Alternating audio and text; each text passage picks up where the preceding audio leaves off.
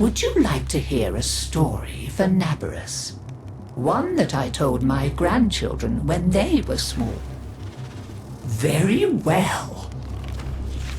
Long ago, in the Orokin days, a golden people lived in spoiled luxury. If a body wore out, why, they would take a new one as easily as plucking a maprico. Such was the mystery of the Kuva. So, what became of death and disease? Oh, they were abundant, but not for the Orokin. They were above petty death. Such was their contempt that they decreed a special day on which to make fun of it. On Naberus, the night of memory, the Shining People laughed at death. They dressed in costumes that recalled the old days of mortality. Skulls grinned, hallways guttered with demon lights. For one night, beauty was banished.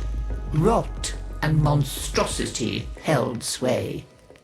Now, on one very special Naberus, 3 pretty Orokin were bored, as Orokin so often were. Naberus no longer holds its magic for me, sighed one. Masks and costumes are for children, grumbled another. Why follow the crowd, mused the third. Are we not the very elite of the elite? Ha ha! Up, my Kissingtons, my luscious loves. Send for blue Kuva and hot lights. I have a sport that will mend all. And in the corridor, behind a curtain, a solitary silent girl heard them and said nothing. Then the 3 were very wicked. For what do you think they did? Down into the streets they went, and they caught 3 poor ostrons and bore them back to their gilded halls. One they peeled like a fruit and decked out with glassy splinters, and his naked jaws went chitter-chatter-snap. And it echoed all around. Scarlet footprints he left.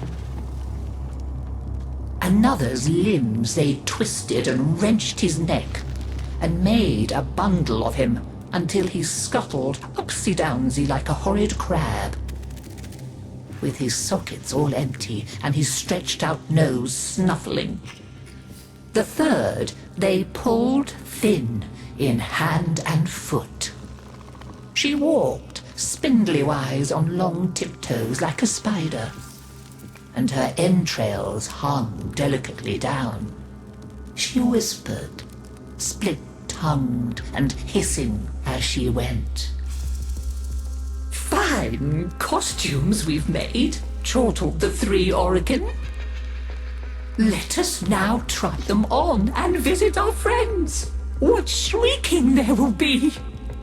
Oh, our names will live forever in the court for such a prank as this. Now, the silent girl brought them their blue Kuva, so they could take on these twisted bodies for only a short time before returning to their own. They drank and slept and woke in their 3 horrid forms. Off they went down the stairs, out the door, into the city, into the night of banners and masks and wild hilarity. Chitter-chatter-snap, scuttle-buttle, whispery-hispery. As you can imagine, there were many screams and laughs. Such cleverness, such wit.